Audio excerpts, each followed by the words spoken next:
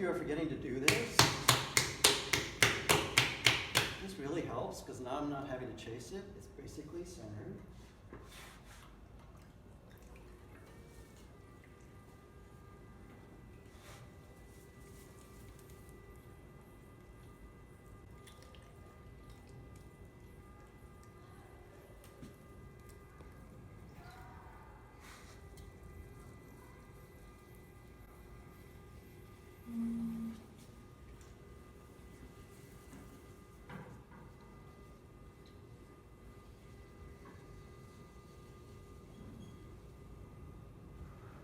All right, so now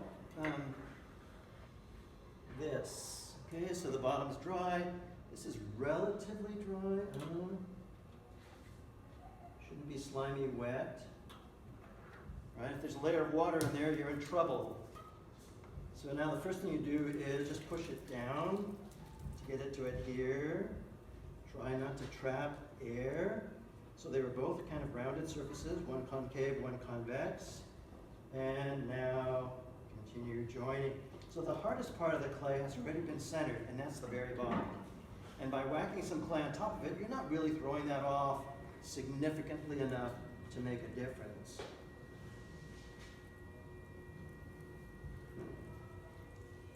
All right, so when you go to do this, do I want you to take some monster piece of clay? No. You take whatever you're comfortable throwing.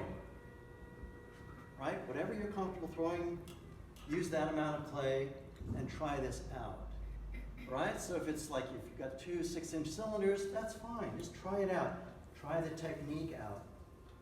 And then you can always go on as you get more self-confident with larger chunks of clay.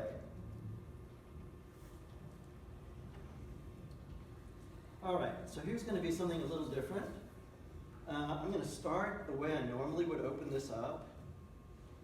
So fingers in the air, come down sideways, shallow V, but at some point I'm not going to be able to reach anymore, right? My thumb just is. And the minute you do this, you don't get any leverage, right? Because the leverage is coming from here. So what I'm going to recommend that you do at this point is get your leverage off center. So what do I mean by that? I'm going to go down, straight down basically, but I'm not going into the center. I'm going just off the center. So in the center, there's going to be this little curlicue, this little sort of fossil shape that comes up. And believe it or not, this is by far the easiest way of keeping something centered when you're throwing this in there, right? So this is curling around, and the bottom is basically centered now, right? So don't ask me about the physics of that, but it just works. So this is pretty critical. At this point, you want to really make sure you've got the thickness, because you're really not going to turn this thing over. The thickness that you want. Oh, yeah, and that's not what I want at all. My ultimate wall thickness is going to be quite a bit thicker than that, right? This is going to be a pretty biggish piece. I'm not going to try to get something that's 1/4 inch thick. So I'm going to want this to be, maybe not quite 1/2 inch, but thicker than that. So what do I do now? I can either take another piece of clay and throw it in there, or else I can just take some clay off of the wall and push it into that floor. All right? And now, floor. And you want to be very careful doing this. This is the key to the whole thing, right? Getting this interior circumference to be centered. That's a little thicker than I want it to be. Okay, so now I'm going to flatten out the floor, just pushing my fingers down flat and filling in the little valleys and ridges and making this flat.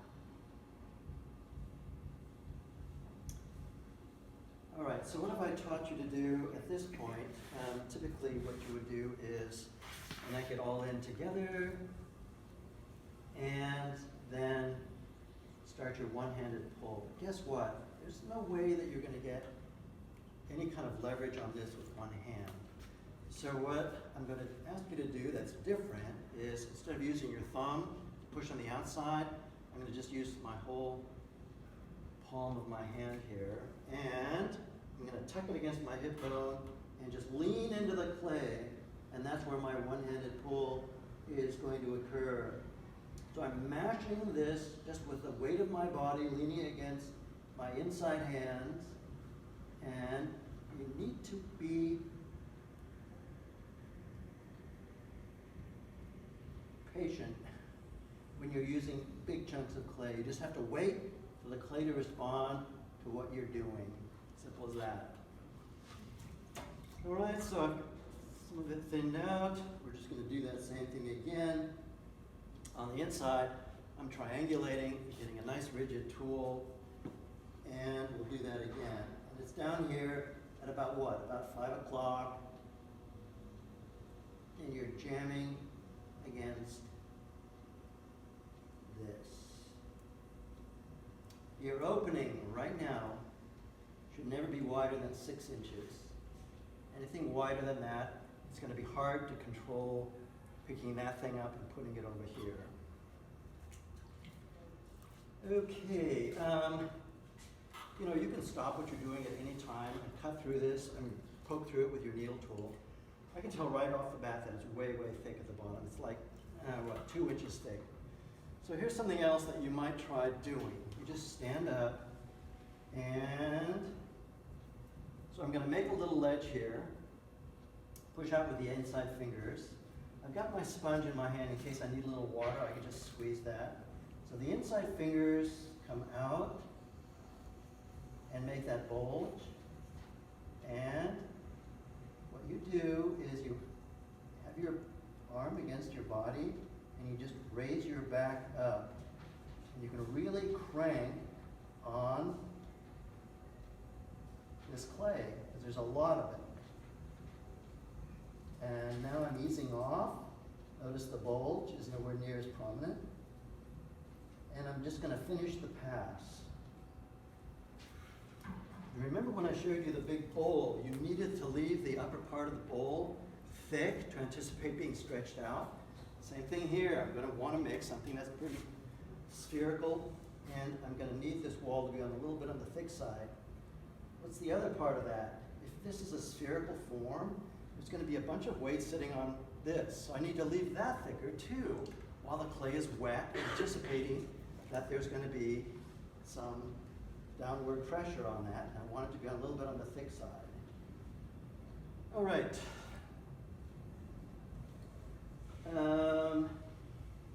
Yeah, so what is preferable? Leaving this a little bit thicker and then trimming it away later on? Or making it too thin and having the whole thing collapse on me because I didn't leave enough clay, right? I think that one's obvious.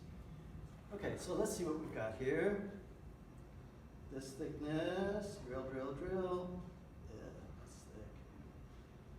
All right, so that's a good inch thick. That's just exactly what I'm after. Mr. Perfection. No, not at all.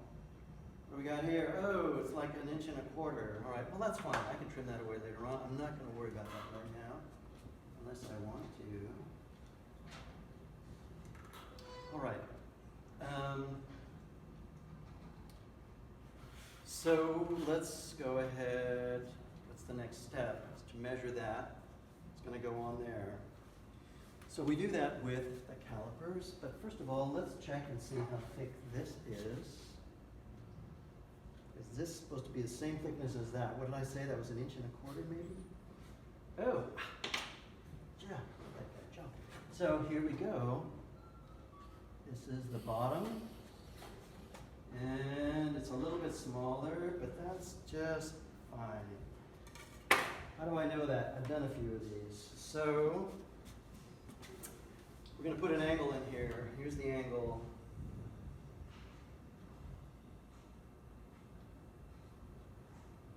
What is that? Maybe a 45 max.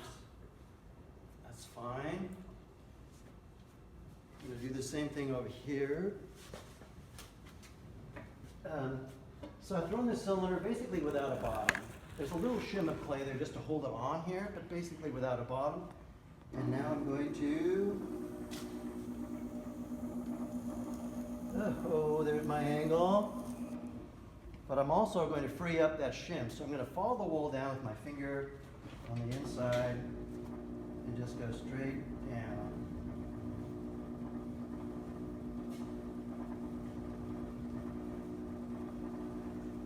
Okay. All right. Ouch. Happy days. Yes. Freshen that up. And now cut this free. But you don't want the shim of clay because that's just going to get in your way. So I'm not coming all the way across. I'm just freeing up the cylinder. Now we get rid of this because we don't want that following us across. Yeah. And now the secret to the whole works, clay bags. So this is going to be your little tourniquety thing. And no, the cleaner's plastic is not tough enough, so make sure it's clay bags. You're going to put 2 of these on here, doubled up or whatever, and then you're going to pick this up. In my long career here, I've only dropped that once. And now you just kind of lay that on there. Yeah, good enough. All right, so that works. So if I had just picked that up with my hands, I'd get big giant fingerprints in there, right? Just that. Whereas if I get a tourniquet, continuous pressure on that wall. Yes? How dry is that? How dry is that? I just threw it before you walked in here. All right, so now I've got an angle that I'm going to maybe try to straighten this out with. So I'm going to push down from the inside, up from the outside. And the thing is, both of these faces are dry. There's no slime, there's no slip, there's no water. So the whole point of this is to just have one wet thing that you're continuing to shape. All right, so down from the inside, up from the outside, just the way it points. And now your first effort, there's that shim of clay. Your first effort is just to seal it. So I'm going to triangulate this hand. I'm going to use this hand with the fingers vertical. I'm just going to squeeze together and push on this seam so that it's nice and snug and there's no way that water is going to get in there. It's all sealed up, and then I make a nice pass to the top, just kind of centering it, and that's it. That's the technique. Okay, a couple of things. Occasionally, you're going to find kind of a lump here, a seam, and some people are tempted to push that into the inside so you don't see it. You get this nice continuous curvature on the outside, but by the time that thing comes out of the kiln, guess what? There's that lump. So get your wall to be nice and even on the inside, and if there's a lump here, cut it away. All right? And you just do that with a trimming tool right now. Don't think you can hide that. So I'm coming down here all the way to the bottom, and I'm just going to start shaping. And if I haven't had enough coffee today, I can probably get this thing to behave. So I'm working pretty dry, right? Relatively dry, it's not slimy wet, but as long as I can slip over the surface, this is works just fine. And the less water you use, the fresher your form will stay, right? You use a ton of water, yes, you get all that lubrication, but what? The water is saturating the form, and your form at some point is just going to want to take a nap and just kind of collapse, right? So there is some urgency when you're throwing is to get these things done with. What's that? All right, what's that? That's not my seam, that's something else, but I can. Okay, are we good? Wet section, there it is. The final thing I want to tell you about is this. And this is called double ribbing. And I'm going to try to blow this out, so I'm going to use a curved rib on the inside and a straight rib on the outside, because I only want that touching in that one place. And you need two rigid ribs. So throwing with your fingers is one thing, nice and flexible, you get a lot of response, but this actually makes that behave. So when this starts to do this on you, kind of wobbling around, you one straightening pass with this, and you're in business. You've straightened the thing out, and there you go, you can keep working. So I just go back and forth, but definitely use this if you think you're in trouble. So, key points. Make it thick, don't worry. At your point, at your level, no thinner than 3/4 of an inch, okay? Just go ahead and stack a couple of them just the way I've shown you, and you should be able to practice this technique. So wet section, where you just continue working with something that you've just thrown. Dry section, you let both of them get leather hard, stack one on the other, especially easy if you're changing direction. So if the changing direction is maybe this on here, yes, that's a change in direction, right? You can do that when it's leather hard. All right, don't let it get wider than 6 inches. Use the clay bags. The seam, watch for that. Make sure there's no water, no slip in there, because that will want to shrink at a different rate, maybe open up later on. Okay, any questions about this? All right, so this is by far the easiest way of making a tall form. All right, let's get to work, and I'll finish this up.